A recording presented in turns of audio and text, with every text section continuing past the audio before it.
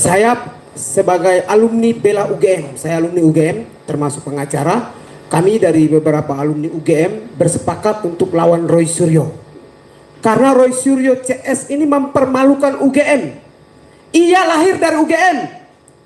Tifa lahir dari UGM. Tapi bisanya tidak percaya rektor UGM.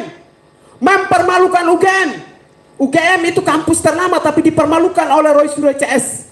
Sampai detik ini kejaksaan tidak proses persoalan ini. Maka kami ancam, kami akan duduki yang namanya Kejati DKI Jakarta. Kalau bisa kita bakar Kejati Jakarta. Mantan Presiden Republik Indonesia saja tidak dihargai, didiskriminasikan. Bagaimana dengan rakyat kecil dibuang di hutan?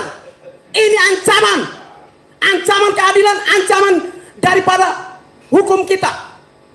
Jadi saya minta Bapak Burhanuddin, kalau memang Anda itu hebat, pecat yang namanya Kejati DKI Jakarta. Karena dia yang buat lama. Dia yang membuat sehingga ijazah Pak Joko Widodo tidak diproses. Apalagi yang Anda tahan. Kami selain alumni UGM termasuk masyarakat Indonesia Timur menuntut Kejati dipecat. Kalau tidak dipecat, kami akan duduki Kejati DKI Jakarta, kita bakar saja.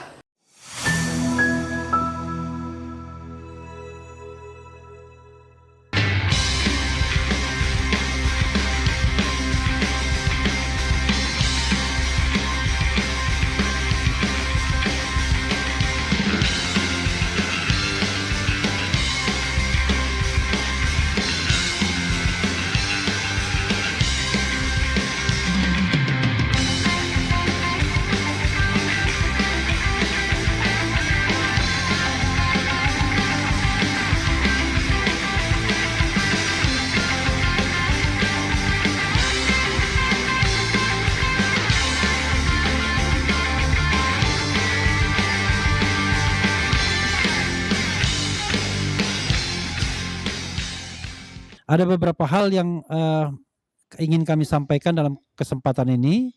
3 hal yang besar itu terkait dengan satu soal rumor P21 yang sampai sekarang belum jelas. Yang kedua nanti kita akan bicara tentang wajib lapor.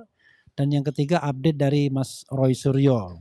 Nah mengenai hoax P21 kawan-kawan semua, sampai saat ini kami ya tim Troya dan juga prinsipal belum mendapatkan, belum melihat ada surat resmi atau apapun yang terkait bahwa kasus ini sudah P21.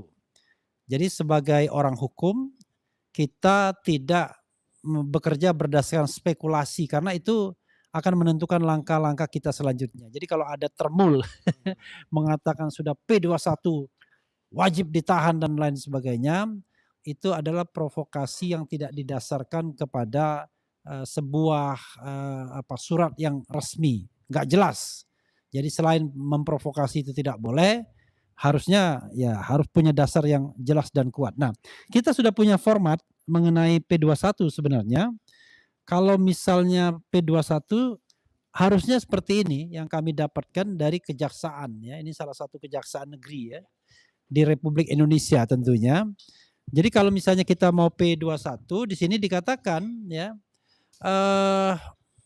formatnya ada kata-kata P21 kemudian nomor, sifat, biasa, lampiran dan hal pemberitahuan hasil penyidikan perkara pidana atas nama tersangka titik-titik dinyatakan sudah lengkap. Ya.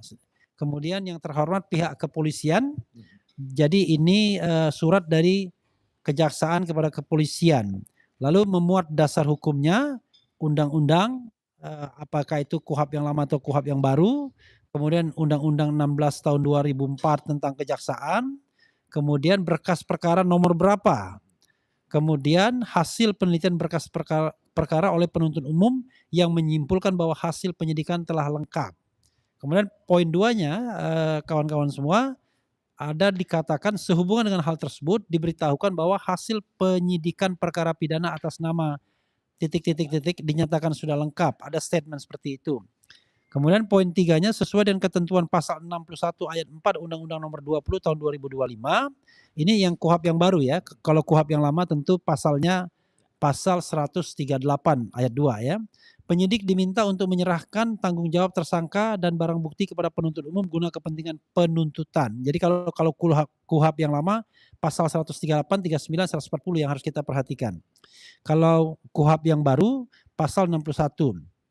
Kemudian keempat, selanjutnya penyerahan tersebut agar dilaksanakan dalam waktu paling lama 14 hari sejak tanggal penerimaan surat ini dengan mekanisme sekaligus sebagai berikut. Tahap penelitian barang bukti dan penyerahan tersangka hari tanggal pukul ... tempat ruang tahap 2 kantor Kejaksaan Negeri. Apabila dalam jangka waktu 14 hari dari pernyataan tersebut tidak dilaksanakan, maka demi kepastian hukum berkas perkara akan kami kembalikan. Demikian untuk dilaksanakan. Jadi kawan-kawan semua ya, dari ketentuan ini nanti Mas Roy tambahkan karena Mas Roy yang mendapatkan ini. Dari ketentuan ini dapat kita pastikan bahwa kalau seandainya betul P21 itu tertanggal 2 Juni sebagaimana digosipkan ya oleh Direskrimum Polda Metro Jaya Iman Imanuddin, maka jatuh temponya nanti pada tanggal 16 Juni nanti. Ya, 16 Juni nanti. Tetapi pertanyaannya adalah di dalam surat ini sudah ditentukan dalam jangka waktu 14 hari itu kapan akan ada penyerahan barang bukti dan kemudian juga tersangka. Nah, sampai sekarang kita tidak jelas apakah memang ada P21 itu atau tidak. Kami berusaha meminta konfirmasi kepada pihak-pihak yang otoritatif, ternyata memang belum ada jawaban yang firm. Mengatakan iya, tetapi kemudian akan kami cek lagi dan lain sebagainya. Jadi bukan sebuah pernyataan yang solid dan kemudian disertai dengan surat resmi atau surat formal bahwa berkas P21 itu memang sudah ada. Dan perlu diketahui juga, ini ada Pak Ugroseno nanti bisa menambahkan, Pak Ugroseno bahkan mau belajar kepada jaksa peneliti ya pada Kejaksaan Tinggi atau Kejaksaan Negeri, nanti kita lihat kalau seandainya bisa P21. Karena kami juga mempermasalahkan baik secara formil dan material bahwa ini sudah lewat luar biasa. Jadi secara formil kami sudah menghitung kalaupun misalnya kejaksaan menggunakan KUHP yang baru, katakanlah karena KUHP lama tidak begitu lengkap, maka kami sudah menghitung waktu yang dibutuhkan itu hanya maksimal 70 hari sejak tanggal berkas ini dilimpahkan pertama kali kepada kejaksaan. Dan kita tahu bahwa dilimpahkan pertama kali itu pada tanggal 13 Januari 2026 dan kalau ditambah 70 hari menjadi tanggal 24 Maret 2026. Kalau sekarang sudah tanggal 6 Juni, hari lahir Bung Karno. Iya, hari lahir Bung Karno. Maka lewat waktunya sudah sangat luar biasa. Jadi Sobat Era sekalian, sobat semuanya, ada channel-channel lainnya juga di sini. Roy Suryo Official, Langkah Update, kemudian Abdul Ghafur Sangaji, kemudian ada juga Ugroseno Tribrata dan lain sebagainya, termasuk One TV One gitu ya, agar kemudian dari presiden mungkin. ada dari presiden, jadi ada telepon dari presiden ya. Karena itu kita mengatakan bahwa ini harus kita katakan bahwa lampau waktu sudah sangat luar biasa baik berdasarkan KUHP lama maupun KUHP baru, sehingga seharusnya kasus ini sekali lagi harus di-drop, harus dihentikan ya, karena sudah tidak lagi sesuai dengan hukum acara baik secara formil dan kemudian tadi substansinya secara material juga. Itu yang bisa kami sampaikan. Materi berikutnya soal wajib lapor nanti akan disampaikan oleh Pak Didit ya, kemudian juga Pak Ugroseno mungkin bisa menambahkan. Yang jelas wajib lapor ini dasar hukumnya seharusnya tidak ada untuk apa yang dilakukan oleh baik Mas Roy maupun Dr. Tifa, tapi keduanya taat dan bahkan Dr. Tifa menjalani sampai terakhir kemarin masih menjalani wajib lapor dan sehari sebelumnya Mas Roy masih wajib lapor. Sudah ke berapa puluh kali? 29 kalau nggak salah. 27 atau 29 kali. Jadi bisa dibayangkan ya. Dan kemudian nanti ada kejutan dari Mas Roy apa ya tentang sahabat baiknya Rizwan Sianipar.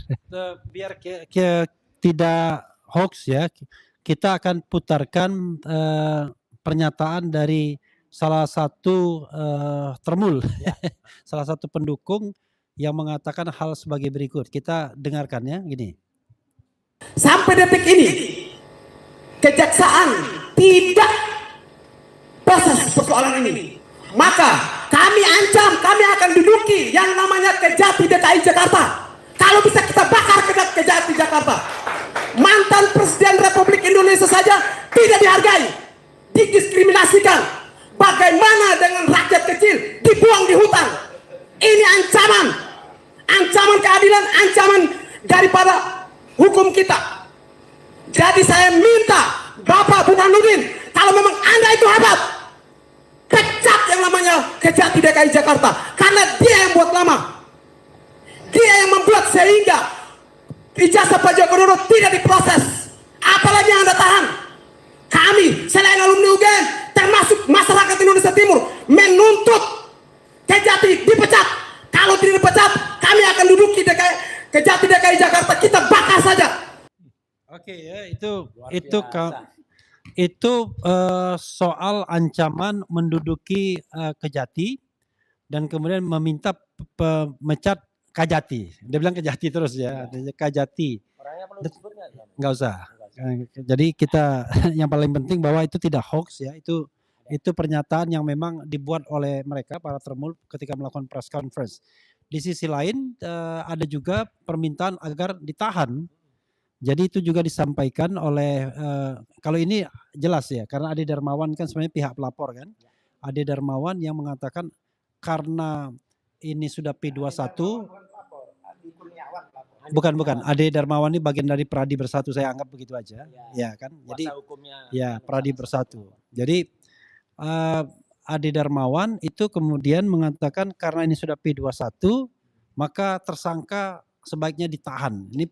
Ini provokasi untuk nahan-nahan dan lain sebagainya bagi kita sangat tidak relevan. Karena setelah kita pelajari misalnya itu undang-undang yang dijadikan dasar hukum dengan ancaman hukuman 5 tahun ke atas itu sangat tidak relevan. Jadi pasal 32 ayat 1 Undang-Undang ITE 2008 dan pasal 35 dengan ancaman hukum 12 tahun penjara seharusnya tidak dimasukkan di dalam dakwaan. Seandainya memang surat dakwaan itu hendak dibuat ya seiring dengan misalnya kasus ini mau dilanjutkan ke persidangan. Sementara pasal 28 ayat 2 itu sudah diganti dengan pasal 243 ya. Pasal 243 ya. Pasal 243 KUHP yang baru dengan ancaman hukuman bukan lagi 6 tahun 4 tahun. Jadi dengan fakta ini ya dan juga perlu didengarkan oleh jaksa penuntut umum bahwa sudah tidak layak lagi kasus ini dilanjutkan dan karena itu tidak ada lagi seharusnya konsep bahwa ada ancaman penahanan karena pasal-pasal yang digunakan adalah pasal-pasal yang sesungguhnya tidak selayaknya lagi dipakai. Dan bahkan pasal ini sedang digugat juga ya. Karena dianggap dengan citizen lawsuit di Pengadilan Negeri Jakarta Selatan karena dianggap terjadinya penyelundupan hukum. Untuk mendalami masalah bolak-balik berkas, siapa yang akan menyampaikan? Pak Ugro ya. Coba Pak Ugro, karena menurut perhitungan kami kawan-kawan semua, seharusnya bolak-balik berkas itu dibatasi waktu 70 hari kalau kita menggunakan pedoman KUHP yang baru. Tapi kalau KUHP yang lama itu bahkan cuma 14 hari saja. Jadi tidak ada, jadi 14 hari di kejaksaan dan 14 hari untuk baliknya 28 hari saja. Tapi kalau menggunakan KUHP yang baru itu 70 hari. Sekarang sudah lebih dari 70 hari. Dari tanggal 13 Januari ke sekarang itu 128 hari lebih.